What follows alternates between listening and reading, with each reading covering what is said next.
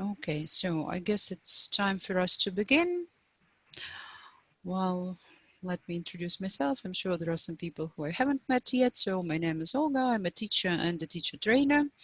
I usually work with a little 3-month-old assistant. Now he's sleeping quietly, so hopefully he stays like this, but he might, introduce some variety in our seminar with some puppy noises. Hopefully it doesn't happen, but if it does, sorry, there's nothing I can do. Today we're talking about using L1 or not using L1 at an English lesson, and I'm sure you all have some stories to share, so your participation, your experience is greatly appreciated. We're here mostly to share. Yes, it's not a lecture, it's not just something theoretical. It's for us to discuss some typical or maybe not typical situations that happen at your lessons. So if you have something to say, please turn on your microphones, turn on your cameras, but be respectful of everyone because we have only 1 hour, and if you have something to say, let it be to the point. Yes, only about what we're talking about today, not just some random topics related to teaching.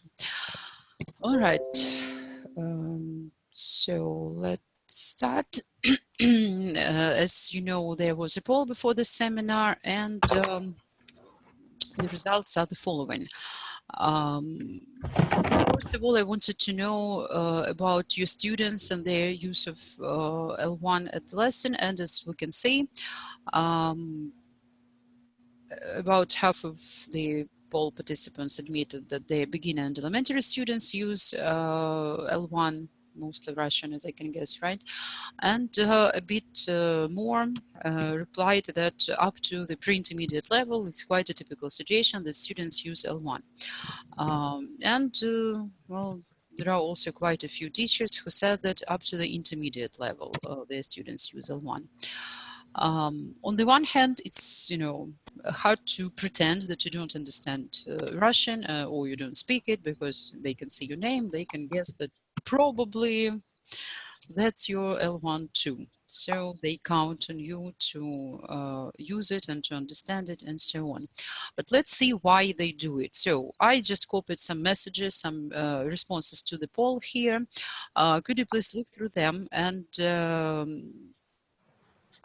let's discuss them. Maybe there's something that you can see at your lessons. Maybe there's something that you completely disagree with. So how about all those situations? Whoever has something to say, please go ahead, turn on your microphone.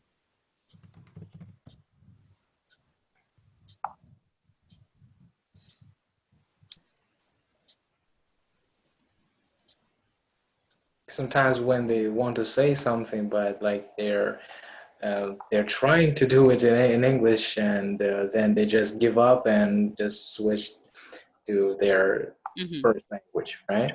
Okay, so that's basically the first situation. Yes, they want to express something to get the yeah, point. They don't they have want means. yeah. There's like they say half of the sentence in English, and they are like they think of the word that they don't know, and then they start they continue in their in Russian, they continue in their first language. Okay, how do you help them? How do I help them? Okay, I listen to them, listen to their thoughts, and I understand. Just help them to translate it to the same sentence in English. And all the time I try to point out that all difficult things, all difficult thoughts you can say with simple words, Simple words, that's my mantra. Yeah. Right, okay. So thanks. Anyone else? Any other So points? they sometimes use Russian to double check what they have chosen. After the explanation, having read the explanation or having listened to my explanation, they just repeat the Russian word to themselves to check whether the image of the word that they have corresponds to the Russian word that they have in their head. Okay, why do you think they do that? Are your explanations not clear enough, or what? What makes them check? Well, I think that I think they mostly do it for themselves to check whether they understood the explanation correctly. Most of the times they do, actually. Right, but I think it would be safe to assume that if a person wants to check something unrelated even to language learning, then the person is not sure about that. So maybe they're not sure that they understood it right, even if it's not about language. So maybe there's something we can do as teachers. Oh, okay, so people are sharing there. Good evening. May I add something, please? Sure. I think that most of people, when they're not sure about the language, they try to translate, unfortunately. And they try to translate a lot. I personally try to avoid this with my lessons, saying them that they have to understand by context. Try to imagine what you see in words as a picture. But for example, it does work with my, with the students who I work with for quite a long time. But for example, I have a new student now who is used to Russian at her lessons, and it's very hard to switch her back. Yeah, that happens. They have their expectations. They have previous experience of learning English, and maybe they were using quite a lot of Russian in that. Yeah, it looks like it. So as usual, I have some questions. My first question is, so when they are trying to express themselves and they get stuck, and I'm sure you will all agree with me, it happens with everyone. It happens with me. I can get lost and maybe I don't know how to say something in English, but I have some ways to, solve this problem. How can we teach them how to ask for help if they're telling you a story and then, oops, they don't know some word? What should they do? Probably they can paraphrase, use simple words as Rustam said. Yeah. Right. But do they know how to do that? And what should we as teachers do for them?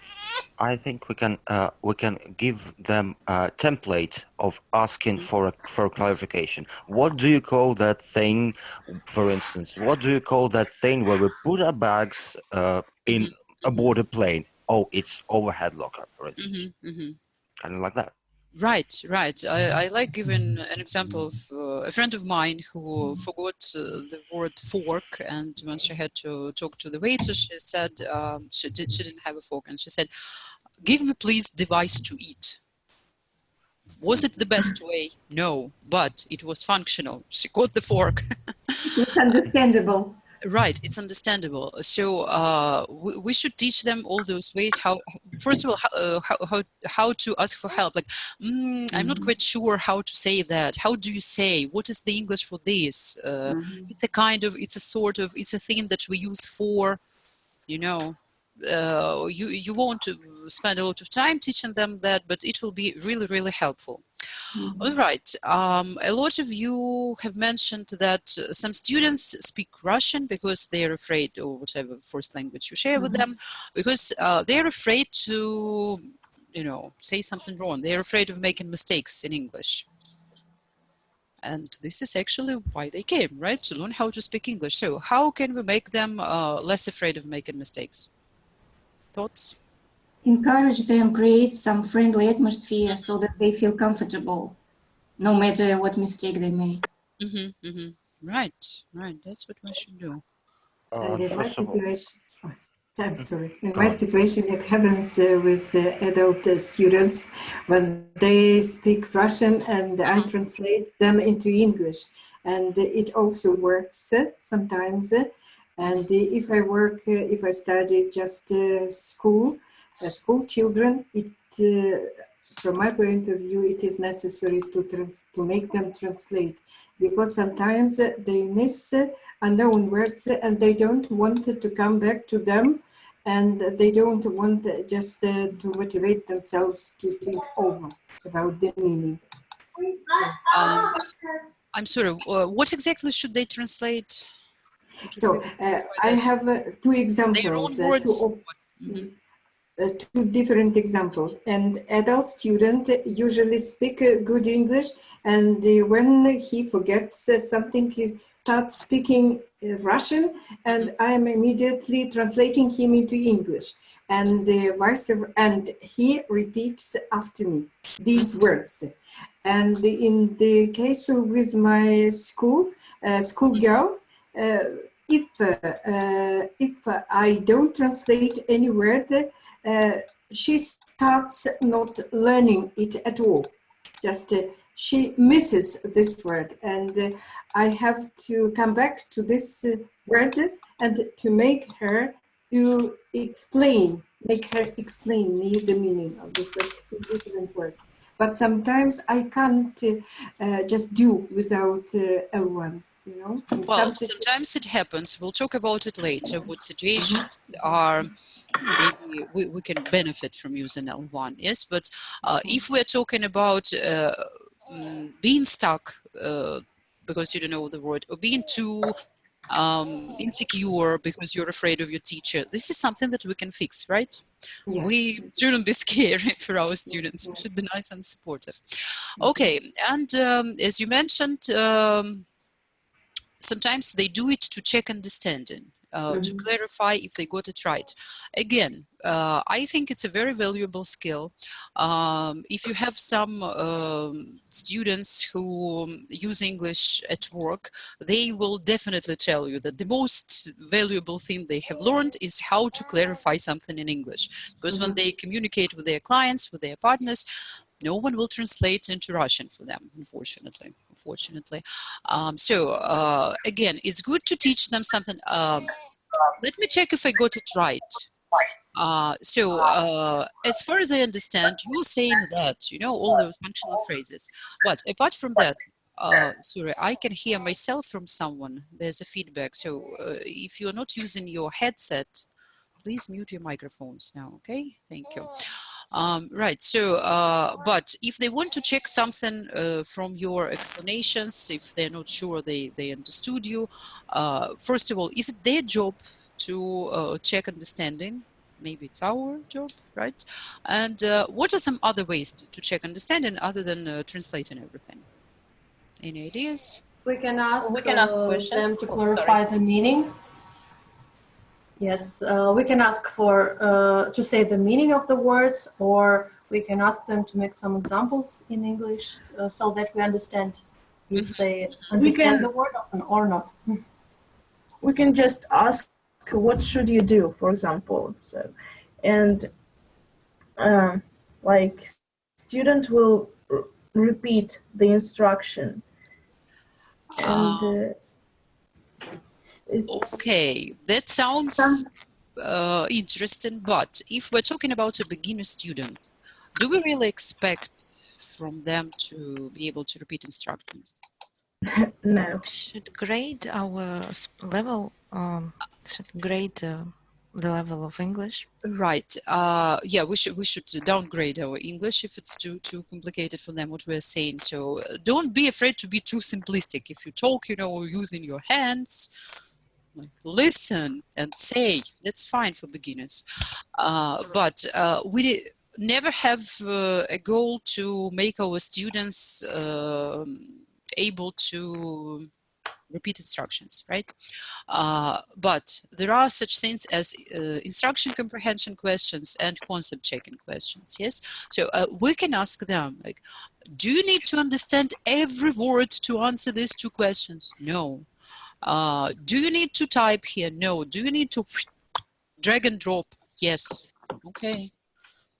So yes, no, even a beginner can do that. Yes, but to repeat your instruction, and sometimes, let's face it, it was quite wordy, that could be hard for them. We can also use the same words each time we're given the same instruction. So, then it's easier for the beginner and elementary students. And for the upper intermediate students, for example, we can use different words each time so that they can learn different words. Okay, yeah, so basically using some typical phrases, for instructions. It will be helpful for them. They will feel more confident if they hear today what they heard 2 days ago with the previous lesson. Yeah, that will help. But again, for checking understanding, first of all, for checking understanding in everyday speech, just teach them some functional phrases, and at the lesson, make sure that you check if they understood you or not just and some students, they could be, you know, too embarrassed to admit that they didn't understand the teacher. They could start doing something, and then you see that they're doing it all wrong, and you have to go back to square one, you know, and waste a lot of time. So checking understanding is very important, and it's a teacher's job. Right, so which levels do you as teachers use their L1 with? As we can see, mostly beginner elementary, a bit more than a third up to pre-intermediate, and 10% up to intermediate. And a couple of teachers use it even with all levels. Let's see why. I found 3 most typical situations: to explain grammar, to give instructions, and when students don't understand you in English. There were different ways to formulate it, but the idea is pretty much the same. And again, my questions are the following. Apart from explaining grammar, and it's like every other response, when they don't understand my explanations, when I explain grammar, they don't understand me. I explain grammar in Russian, and so on. So apart from explaining, what else can you do? How else can you present the new grammar? I also use a schematic presentation in notes. Something like just making the schematic representation of a sentence, of grammar sentence, like S plus V plus something like that, question mark, and I mark it for different types of like positive, negative question, and then it is a very clear structure, which is much easier to understand for them. If they don't follow the too many words from me, let's say that. Right. Okay. Any other ways? Anyone? Well, the best way for me, for example, is to give them a text that contains this grammar, but that does not require them to understand it. For example, the same meaning is expressed both in the grammar and in the words used in this text. So first they see this grammar in the text.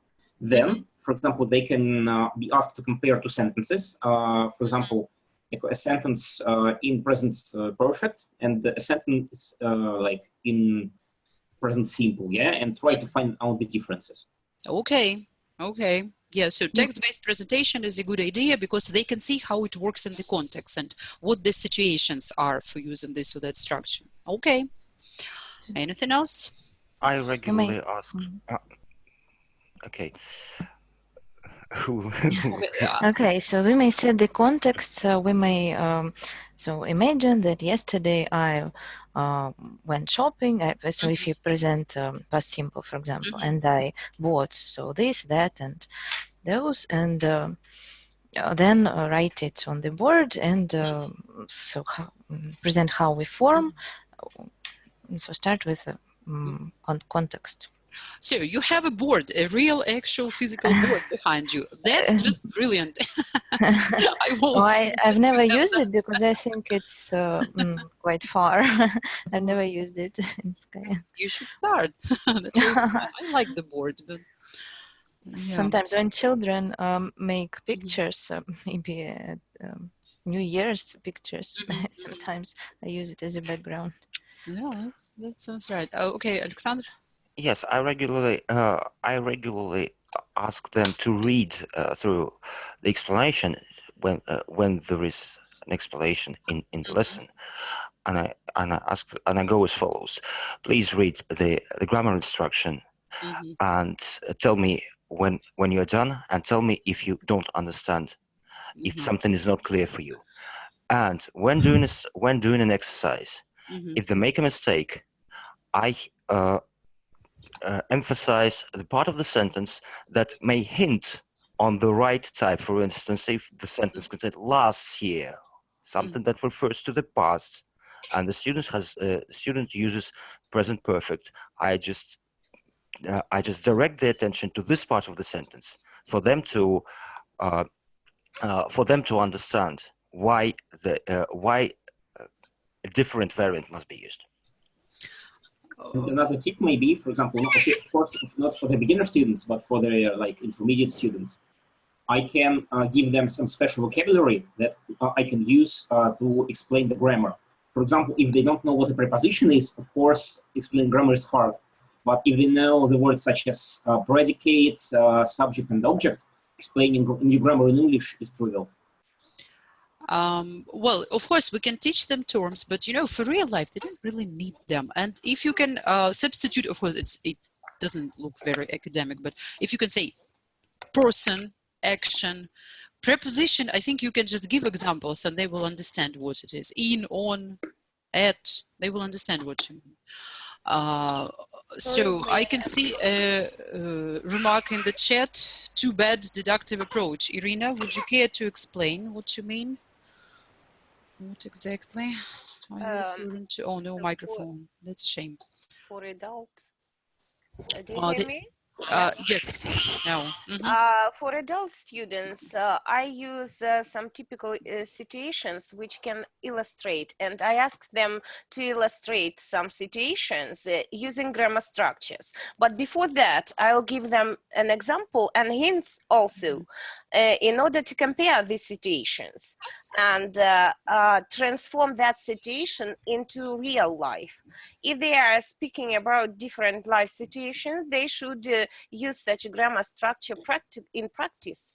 So it makes them not only makes their knowledge not only better, but it gives them some more practice. I mean, using that structure in practice, in their real life, while they are speaking with partners, for example, or they are at work or in different situations. Yeah.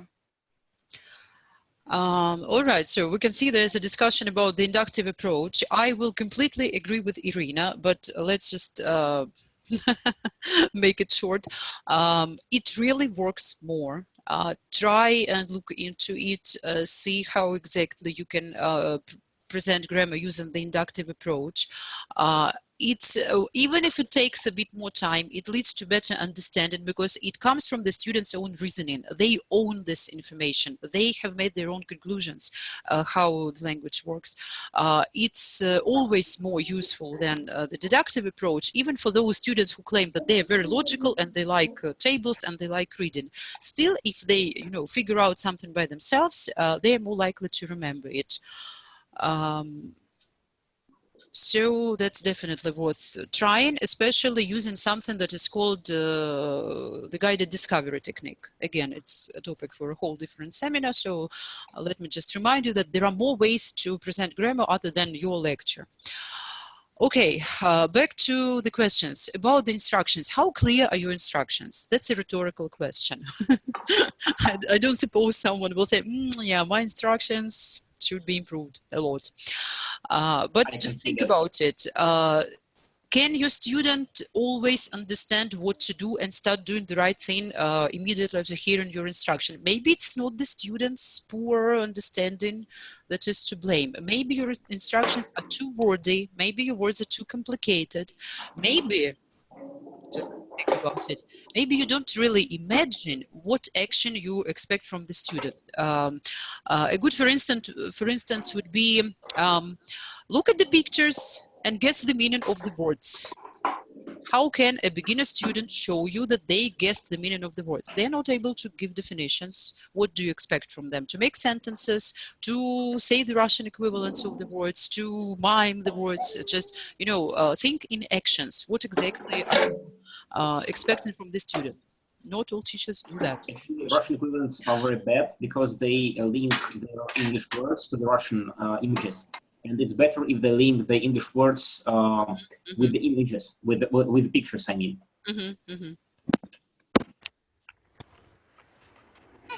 Okay, pictures work, right? So when you give your instructions, you can also use pictures, gestures. As we just discussed, the instructions are pretty much standard. We do activities at different lessons, and with time, your students will remember what each instruction means. But, if you are given some unusual instruction, make sure that it's actually easy to understand you. Practice on your relatives. I'm sure you have some family members or friends whose English is not good enough yet. If they understand you, then your students will probably understand you too. Another rhetorical question: how is your TTT, teacher talking time? Is it okay? Are you not monopolizing the conversation while speaking English? And what will happen if you start translating your own words into Russian? How much time will your student have a chance to speak? So think about that. You are here for the student. They should practice. You can speak English already, but they need practice. And if you have to repeat the same things twice, once in English, once in Russian or another language that you share with your student, they just don't have a chance to practice their speaking, right? If anyone has some quick remarks about instructions and TTT, please go ahead. Well, just told about the chance that a student has actually, but sometimes it depends on a student, because lots of students are just like, I don't want to talk a lot. I'm here to listen to you. It works for schoolboys, schoolgirls, for pupils, for students, and they just come and they don't actually understand why they should be so motivated. And I also have one student. He's not a schoolboy, but he's an adult, and he's really motivated, and we can have just a small warm up. And I understand that I have like 2 questions and we can talk about them for the whole lesson. So it also depends on the student, because I can ask, for example, like, how are you doing today? And he's just like, oh, today is a great day. I can tell you so many things about today's day. And I'm like, okay, that's fine. So let's come closer to the topic of our Right. I'm sorry to interrupt you, but such students probably don't use Russian, and they don't require you to use Russian. They just chat away and, you know, feel great. But with all the other students, think what you could change in your teaching. It's not always their lack of skills that is to blame. Sometimes it's our teaching skills that we should improve, and we're here for that, right? So translation. Do you guys use that? Let's see if you do and what for. So this huge 73% bar is for if the student doesn't understand me. So back to square one.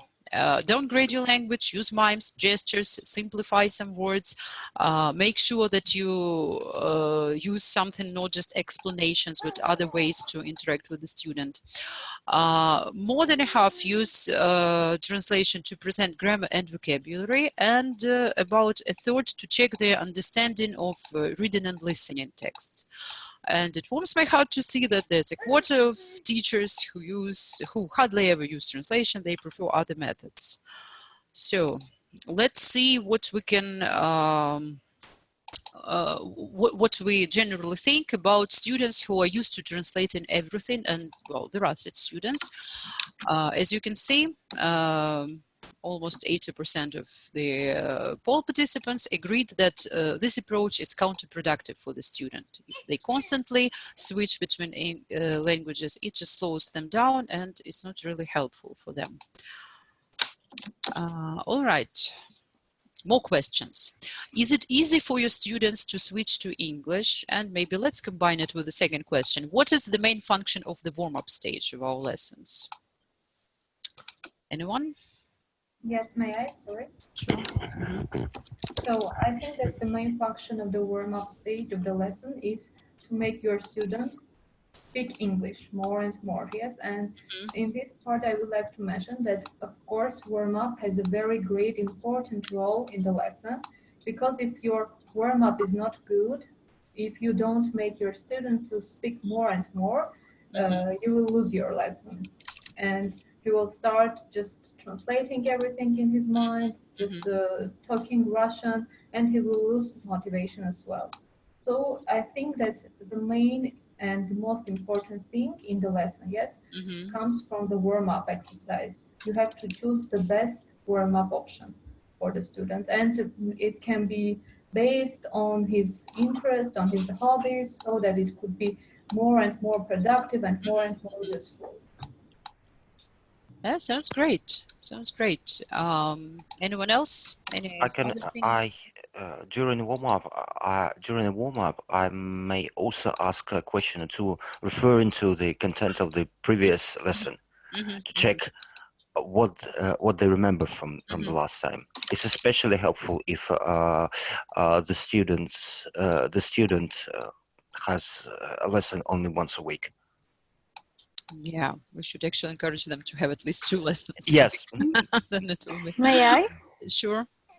Hello to everyone. Hi. Well, I think that during your warm-up stage, you shouldn't correct any mistakes, at least not rude ones, because it's really difficult for students to switch to English, and I can understand them. So it's important not to interrupt them. And as Alexandra has said, it's a great opportunity for students to practice some grammar rules and some tenses that we perhaps learned in the previous lesson. So it's it's a good opportunity for them to practice them in true-to-life situations. Yeah, that sounds wonderful. By the way, good point. How have you been? How are you doing? Yeah, all those tenses. Good point about not correcting them. It's for them to switch. Not all of them use English in everyday life. So sometimes it's only those 2 lessons or even 1 lesson per week that they have with you. It's their only opportunity to speak English. So don't neglect that, and please don't ask them to translate anything during the warm-up stage. It should be something, something smooth, something for them to tune in with you, with the lesson, and for you to see maybe they're so tired, stressed today, and they're not really ready to do some serious work, and you can just have a conversation lesson for a change. Okay, my next question is about the skills. If you look at any course book, any I'm sorry. Can I ask the question about Yes. the previous question? Yes. How can I stop my students from translating? Because some of my students are very, they translate everything, and I ask them to stop translating, but they don't listen. That's a good question. Okay. I think we'll find several answers to it throughout the webinar, but anyway, May I add something about the question, on the question, sorry. So there are not 2 ways, but I actually don't support any conversations in Russian. So my students know that if they want to speak Russian, they can finish our lesson and meet with their friends and talk with them in Russian and in whatever language they want. So I just stop it at once. And I know that there are some students who really like switching to Russian from time to time. Sometimes it's subconsciously, so they just don't realize this moment. So I have a really small British flag, and as soon as I start waving this flag, yes, they understand they must switch to English and stop speaking Russian. That's a brilliant idea. We should all buy some flags. Well, Yeah, and so, I also... Go ahead. Can I add something? Yeah, sure. Okay. I also find it practical not to speak any Russian with my students outside of the lessons. For example, when we chat about our homework, we use English. When we chat about something else, we also use English. And then the students learn that I'm not the person with whom they should use Russian at all. Like, I'm a foreigner for them. So they, at first they attempted to use Russian, but then they quickly learned not to, because I just ignore it. Yeah, so they can just accept the rules, right? Even if they know that you speak Russian and you understand them. It's just how it works. So here we speak only English. I sometimes make a funny face as if someone is listening to them. Oh, what language are we speaking here? No Russian. So something just to remind them that we are here to speak English. Sometimes I had a funny situation with a student who was translating his own words because he was absolutely sure that no one can understand him when he speaks English. My last resort was to tell them to take the Russian language out of his head, put it in the desk drawer and shut it and lock, and it worked. We had a ritual. We started our lesson. hide in Russian, and it really worked for him. So whatever works, be creative. And okay, let us get back to our presentation. So about the skills, is there translation among the skills that our students are supposed to master? Anyone? I think that translation is a separate skill which has to be trained. I mean, it is a separate profession, right, which you have to learn. And even if you know any other foreign language, you still may not be able to translate from it properly. So translation is useless, basically. You have to understand. I also want to add that translation is less about speaking English. If we are speaking about translating from English into Russian, it's more about speaking Russian and writing in Russian. Exactly. So that's a separate skill. While we need it in everyday life, if your student is traveling with a family member who doesn't speak English, they have to translate for them, but no one requires, you know, like very professional and smooth translation. Just to get the gist is enough. And when they start translating at the lesson, we as philologists sometimes require too much from them.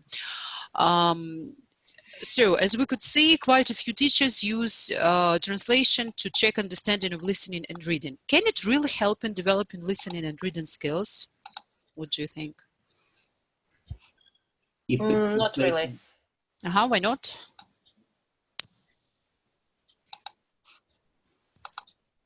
Because when you listen and read in Russian, it doesn't really help you to understand English. Easy, I think. Yeah, okay.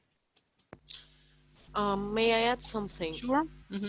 So I had a teacher, he was from Britain, that used to tell me, you came here to study English, not to practice your own mother tongue, not to practice Russian or Turkish or any other language. So I'm ready to give you what you're asking for, but if you're searching for someone who will like use translation, please go and find translation courses for yourself. So I think that we have to practice reading, writing, speaking, and listening. These are the main 4 skills in English, from English to English. Right. Told me that if you are studying, let's say, Turkish, you have to learn their culture and think like Turkish. If you're studying English, you have to think as British or as the Americans. Sometimes translating can help if the student doesn't pay much attention to the details. But for example, we can do it once just to like make the students look at the details once. I'm not so sure about that, because to pay attention to details, they should pay attention to English details, not to Russian, right? And there are such things as skimming and scanning. They are absolutely impossible if you're looking at every word and thinking of the Russian equivalent. As for the listening, they should pay attention. So pronunciation practice helps more with listening, not translation practice. They should pay attention to stress patterns, to intonation, to if it's a video, to face expression, so paralinguistic features. Translation won't make them better listeners. And my final question here is, have you ever met a student who knows all the rules, all the words, well, according to their level, of course, but can't really speak? And why does it happen so? I'm sorry.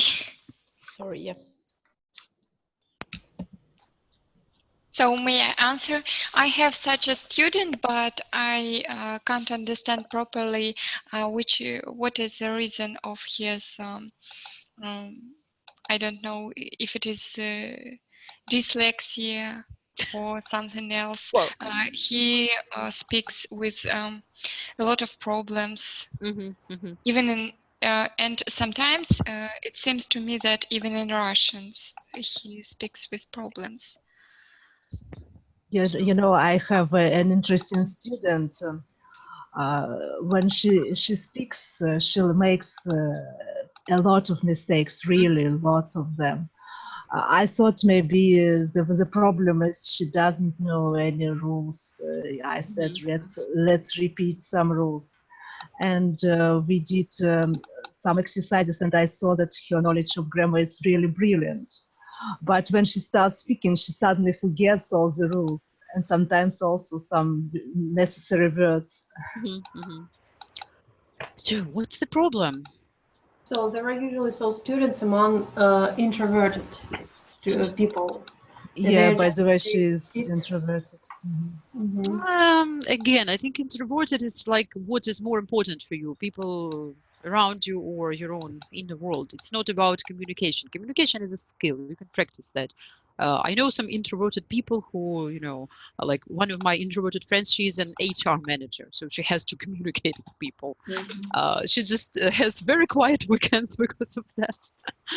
But you know, she can communicate. So yeah, the main problem here. I'm sorry. Okay, go ahead.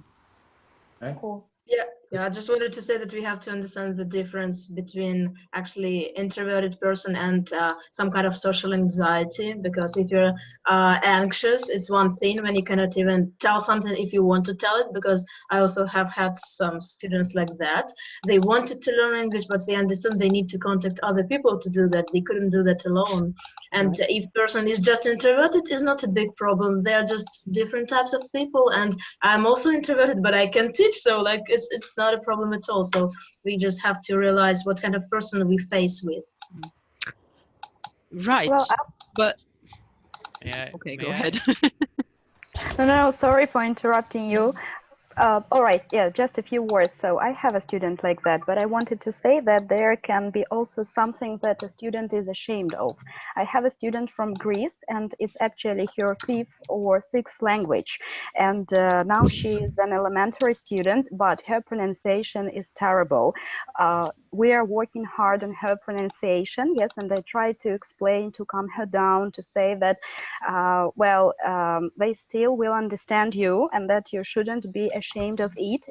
Each nation, each person has his own pronunciation, and some people really speak in a thick accent, and it doesn't matter. So I mean that maybe we should try to identify this reason of anxiety or shame and try to work on this problem. It really helps with students. Okay, yeah, that could be the case. Okay, let me just say that sometimes we as teachers focus too much on learning stuff about English. Like, okay, you cannot speak, maybe we should revise some grammar rules. But the logical, approach in some other case, okay, you cannot drive, maybe you need some driving practice, other than here is a book about driving, read it through, right?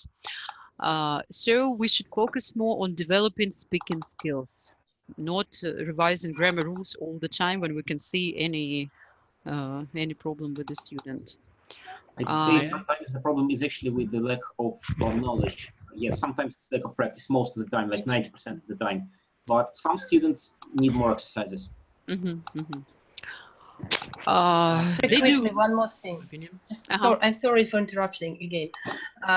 There can be people who have a psychological problem with just speaking aloud for public. And this can be for any language, not only foreign language, L1 as well.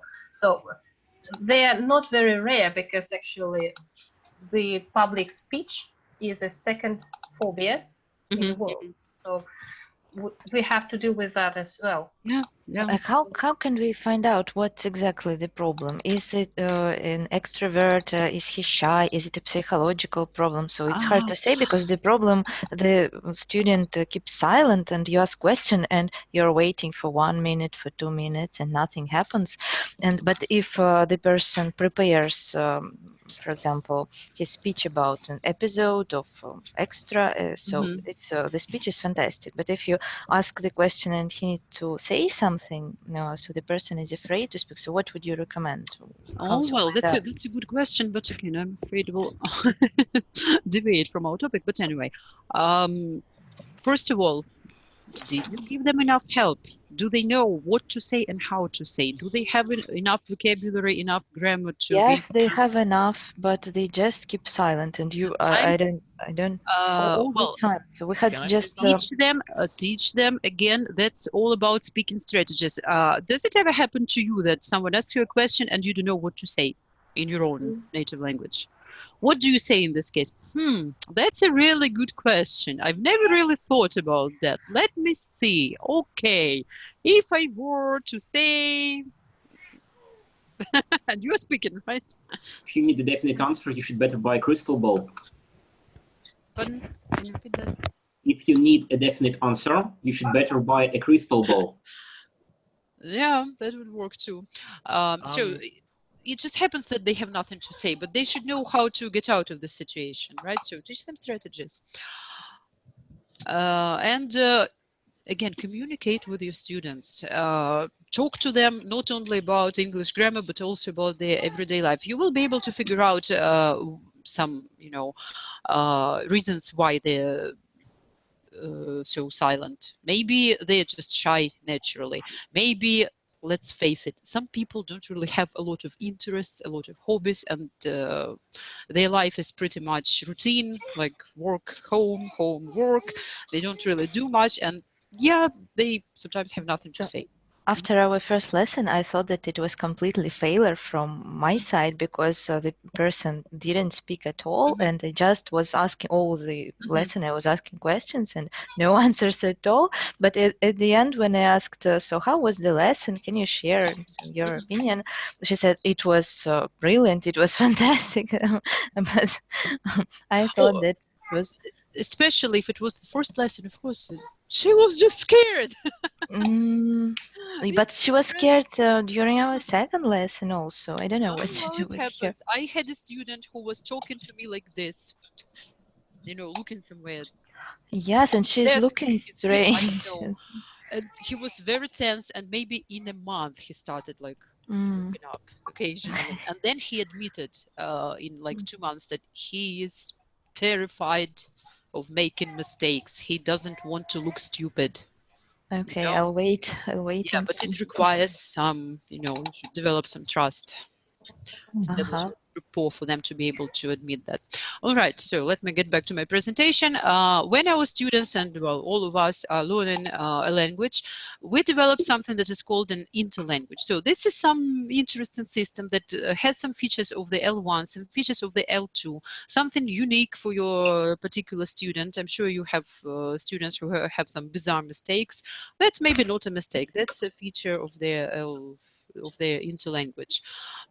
So if we're talking about a person whose level is like pre-intermediate, intermediate, they don't really speak English. They speak their interlanguage with some typical Russian sentence structures, with some typical Russian pronunciation, and so on. And it's not bad, it's not good, it's just the fact. It's how the language acquisition works. And if we think about it, some features of L1 really help our students. Like we all have nouns, verbs, adjectives in both languages, so it's easy for us to understand what it is. Some features interfere with the development of L2, like no articles in Russian, makes it difficult for the student to understand the concept of articles in English, and so on. So as we can see, there's both positive and negative transfer of L1. We cannot say that using L1 is absolutely helpful or is absolutely destructive for the students L2. No, we have always both sides of the coin. Let me share some ideas expressed by my favorite Scott Thornberry. I really like all his books and articles and his blog. If you haven't seen it yet, please feel free. Could you repeat the name, please? It's Thornberry, Scott Thornberry. It's a methodologist, an expert in teaching, and a very interesting person. So what does he say about the reasons for not using translation? First of all, it encourages a dependence on the L1, other than becoming independent in their L2, being more, willing to guess, more willing to take some risks. They know that L1 will help them and the teacher will help them too. Translation encourages the notion of equivalence between languages. Sometimes, especially if you work with children, you will hear something like, why can't we say it like this? We can do it in Russian. In Russian, we don't need any, special word order for questions or something like this. They believe that, English and Russian are the same, just with different words. So we want to avoid that, of course. the L1 system interferes with the development of the L2 system. Yeah, so that's pretty much the same. Translation, let's face it, it's an easy approach. We just hear the explanation or the equivalent of the word in Russian, and we don't put any effort into it. We don't work out the meaning from the context, and we are less likely to remember all that. All the implications. If we think about the natural way of acquiring the language, yes, like children learn it, it's through direct experience, through exposure, not through translation. And if you happen to work with students who you don't share L1 with, or you have a multilingual classroom, which could happen with you, but your teaching toolbox consists mostly of the translation methods, then it will be just hard for you to deal with them, right? If you don't speak the L1. In all fairness, he also gives some reasons for using translation. Let's see what they are. We all have some knowledge about L1, yes, and it's just silly to ignore it. Again, all those verbs, adjectives, sentence structure, and so on, they just help the learners to understand how the L2 is constructed. Languages have some similarities, so they have some differences as well. And with the help of L1, we can compare and see, aha, this is similar and this is very different. We should not use our Russian structures here. We should think differently here. That helps. It saves time, definitely. Other than, you know, miming some word for 10 minutes, you can just give a Russian translation. It saves you time. Like I said before, learners know that you speak their L1 and they will use translation, even if just in their own head. So if you share this knowledge, why not use it openly, overtly, right? And while it's not included in their set of skills that we are teaching them, still users of language, they do use translation sometimes. So it could be necessary for them. And if it really happens so that we are bilingual, so why not make our language classes bilingual? But look at the final question that Scott Thornberry asks: do the pros outweigh the cons? Probably not, we could say, right? So let me just summarize it. I think that L1 could be beneficial if you use it for the following: to meet some of the students' expectations, maybe not all of them. If their school experience consisted mostly of read and translate, you shouldn't do the same. But especially with the older students, if you can see that it's really hard for them to have no Russian at your lesson whatsoever, maybe you should, you know, compromise somehow. It does help you to save time. So see if it's maybe the optimum way to introduce some new vocabulary, but don't overuse it, of course, so it should be something occasional. Still, as we've discussed, not all students have enough experience with using English in their real life. So here we create some artificial immersion for them, right? And if we keep switching to Russian, that immersion doesn't really happen. It does help to build rapport. So if Olga could talk to her student after the lesson in Russian, that would be fine. Like, so how was that? Am I speaking too fast? What would you like to change? Maybe there's something else that you would like to add to our lesson. How do you feel when you have to speak? That could be fine too. Because if we want to get some feedback, if we want our students to think about their learning progress, if the student is beginner, elementary, sometimes even pre-intermediate, it's practically impossible for them to do it in English, right? So that's fine to use Russian here. And if you can make helpful comparisons, and let me know that if you're not sure that your comparison is helpful, don't use Russian. I shared the case with you, I hope you saw it in your chats, about a teacher who taught a lesson on narrative tenses 90% in Russian. They would just translate in sentences. And if you think about it, past simple, past continuous, and past perfect, you can find such situations that they're all translated with the same verb form in Russian. So that was really not helpful and very confusing for the student, I believe. Anything to add here? Maybe there are some other situations that I haven't mentioned. Well, I can say about mine. Okay. For instance, during speaking, when I ask a question to a student and expect a long answer about that, and I see there is a mistake, but I don't want to interrupt the student. I let them finish, and after that, I will just make a quick note about the sentence they said incorrectly. Then I can go back and I repeat the sentence in Russian, because if I start doing it in English, they may have forgotten already. But I Why? remember they may have forgotten what they just said. For instance, if I have a person who speaks very fluently, but he constantly says, "I'm working for an IT company." He always uses present continuous for daily situations, and he likes to talk a lot, and he may talk for several minutes straight. Then, if I go back, he may not remember exactly what he meant to say. That's okay. Yes. Write it down. Why can't you just write it down? Right, that's what I wanted to say. Just write it down, exactly what he said. So these are some sentences that you said. Let's see how we can make them more English, or let's see what could be improved here. I avoid the word mistakes, error, positive. Yeah, how? No, so do I. But the point that I'm making, that I may repeat a sentence, so that to draw his or her attention back, to make them say it again without giving any hints on the right structure in English, so they can repeat.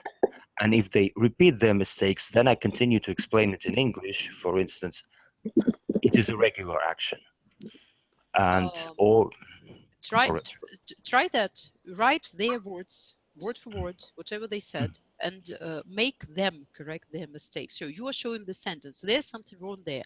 They should think and they should correct. And if they start, contemplating about this mistake, they might start speaking. Okay, every day. That's probably not continuous. That's simple. They are speaking, not you.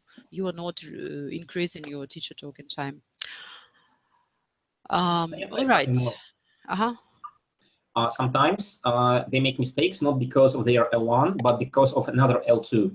So, for example, a student has learned German and is proficient in German, but now he or she wants to learn English.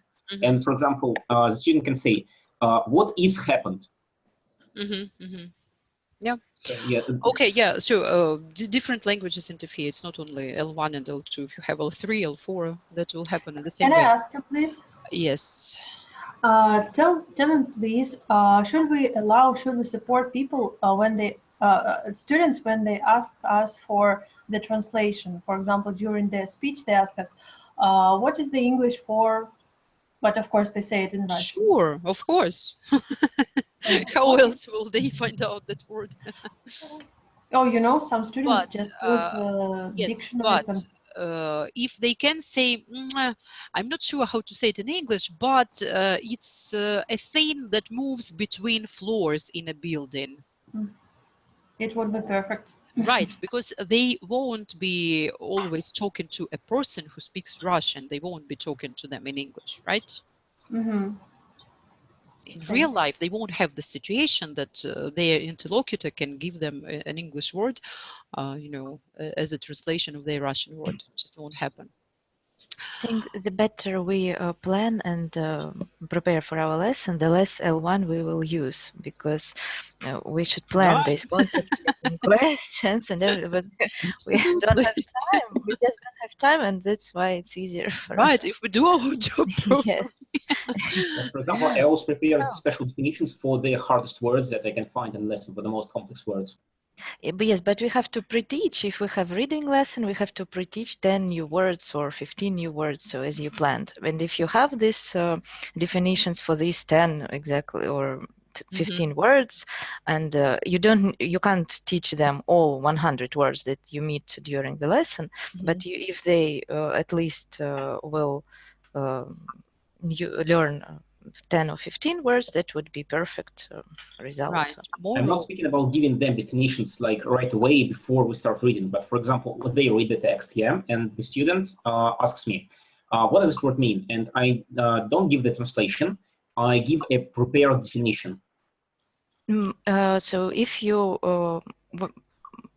prepare your lesson, you need so you know what is this text about, and if you know your student, if it's not a new student, you know what words are new for him, and your target language, and yes, you should prepare definitions beforehand, and should grade your language.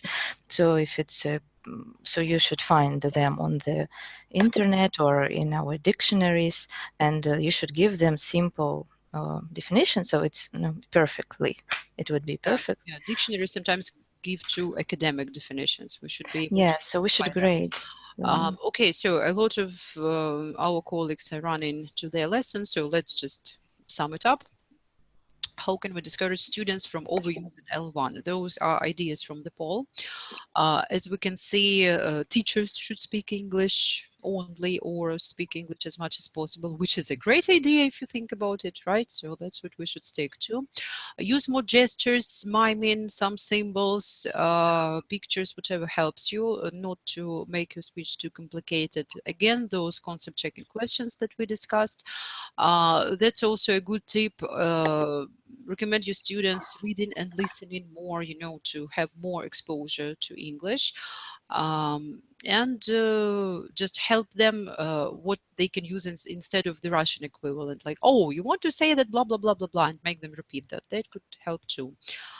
And my summary is the following: that first of all, we should create positive atmosphere. They should be willing to take risks. It's safe for them to speak Russian, right? But they're here to learn English. It also helps if you learn vocabulary in chunks, if they don't have to construct the sentence in separate words, but if they know some collocations, if they know some speech formulas and so on, it just helps them. Play some games to practice those definitions, explanations, even with your vocabulary that you studied at the previous lesson. You can define the word in terms, or explain something using particular words that could help. You can just Google vocabulary games, you will find something surely. Teach them some functional phrases, how to ask for clarification, how to get help if you don't know some word, how to summarize what you understood from your interlocutor's speech to make sure that you are on the same page, and so on. Give them some visual support, pictures, some schemes, as someone mentioned, miming, gestures, that all will help. Give them time to plan before they start speaking. If it's a speaking activity, they need some, silent time to maybe take notes. And I think it's a good idea if you see their notes. Make sure that they're taking notes in English. They can do it in the chat. Teach language in context so that they see how it works. Remember that explanation is not the only tool to present new language. There are plenty of them. Make sure you use different things. Give clear instructions. And set an example, speak English. Don't switch to Russian. They will follow your example. Okay, that's all I had to say for today. If you still have any questions, maybe we can spare another quick minute if you're not running anywhere. Otherwise, there will be a follow-up poll and you can ask your questions there, and please give feedback if there's something that was useful, interesting for you, helpful, or on the contrary, maybe you didn't see what you expected. Please let me know how we can improve my seminars in the future. Right, so any questions, any feedback now? Thank you very much for your time. It was quite a hard time for you with your baby. Yeah. Yes, Thank you. Your seminars are really helpful, and I listen to them twice a minimum. That's great. Thank you too. I wanted to say thank you, just because it's a great opportunity not only to listen to you, but to communicate with other colleagues. And I believe that every teacher has an ace up to his sleeve. Yes, and that's why it's really useful, productive, and motivating. Usually I'm really inspired after our seminars. Yes, it's really great to share. So those of you who were silent most of the time, speak up the next time. I concur with the previous speaker that not only the presentation, but the way they talk about their experience.